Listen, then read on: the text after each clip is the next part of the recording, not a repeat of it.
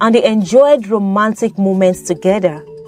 He constantly reassured her, emphasizing that she was never alone. In ancient times, there lived a 13-year-old teenager named Amope in the village of Araromi. She was the only child of her mother, as her father had passed away when she was just a baby. Amope had few friends due to her reserved nature. Her mother, who worked hard to provide her with a decent life and desired her to become a great individual, always advised her to lead a respectable life.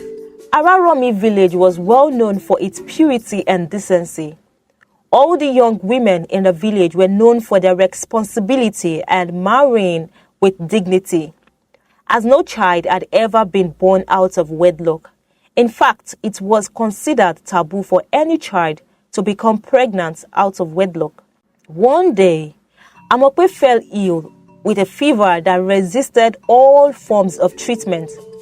Trembling at the thought of losing her only child, her mother tried everything to care for her and restore her health. But all her efforts were in vain.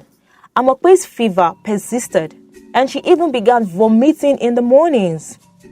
Her mother took her to several herbalists, but her condition did not improve. As time passed, her stomach gradually started protruding. This deeply worried her mother, who believed that her child had been afflicted by demonic powers, seeking to claim her life just the way they claimed her father's life. Unbeknownst to her mother, Amope had been experiencing recurring dreams since the age of 6, but she had never shared them with anyone, not even her mother. After 5 months of a growing belly and unyielding fever, Amope's mother decided to take her to a powerful and renowned traditional priest in the village. As soon as they arrived at the priest's house, Amope's mother narrated her daughter's ordeal to the priest. She was still speaking when Amope began to feel a quickening sensation in her stomach. Suddenly, they began to hear a wicked laughter in the house. They searched the whole environment for the source of the laughter, but couldn't find anything, yet the laughter continued, growing louder with each passing moment. The priest, without consulting the oracles, hastily sent them away from his house, screaming on top of his voice, and instructed they take their evil baby out of his house immediately. While they rushed out of his house, Amope's mother couldn't believe her teenage daughter had been pregnant all the while. She never imagined the fever and morning symptoms to be that of pregnancy. She began to wonder how she got pregnant as they made their way home. The priest rushed to the palace to inform the king about the impending evil that threatened the village if they take no action. He revealed that Amope, a young teenager, was pregnant with an evil child that laughed loudly when they visited his house. The most terrifying aspect he noted was that the baby's laughter resembled that of an old man. He warned that they should kill the baby while it was still in the womb, as allowing such an evil child to be born would bring chaos to the village. The king granted his consent to proceed with the rituals to abort the baby. Upon returning home, Amope's mother, now aware of her child's pregnancy, persistently questioned her about the father's identity. However, Amope remained silent, refusing to divulge any information. Her mother spent the entire day persuading her, but Amope's lips remained sealed.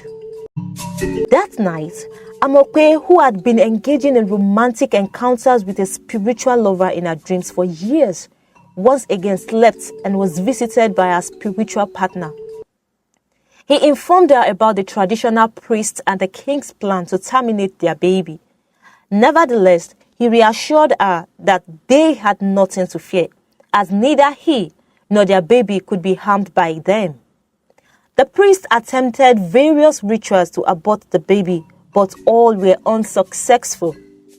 Overwhelmed with fear, they decided to banish Amope from the village.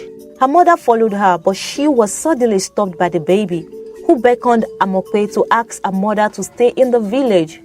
Amope pleaded with her mother to remain behind, assuring her of their safety and urging her not to worry. Amope was sent away from the village and fearlessly wandered into the bush until she found shelter beneath a baobab tree, where a baby instructed her to make her home. Every night, a spiritual husband visited her in her dreams as usual, and they enjoyed romantic moments together. He constantly reassured her, emphasizing that she was never alone. For several months, Amope lived under the baobab tree in the wilderness until she gave birth.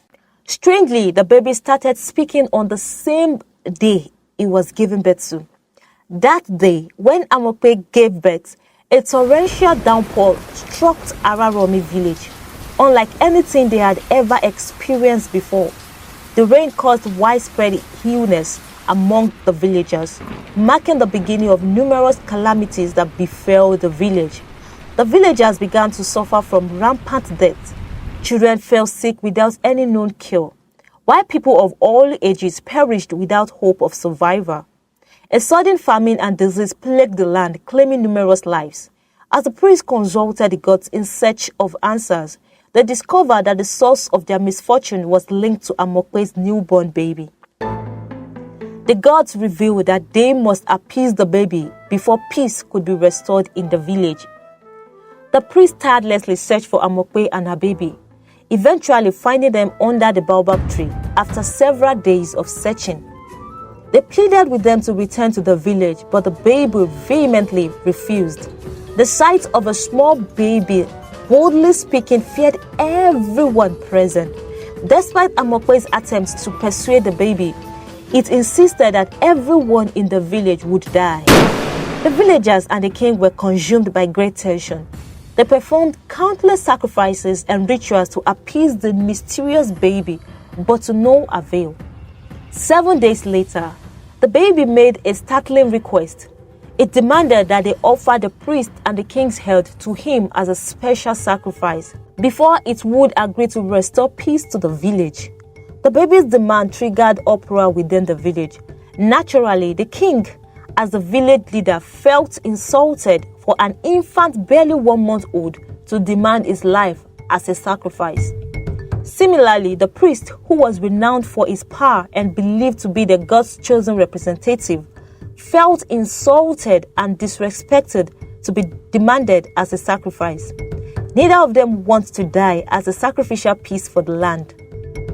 The king and the priest refused to lay down their lives for an infant, and so the village continued to wallow in their misery and grief. I hope you enjoyed this video. Thanks so much for watching. Please do not forget to like and also subscribe to this channel for more interesting stories like this. Thanks for watching. Bye.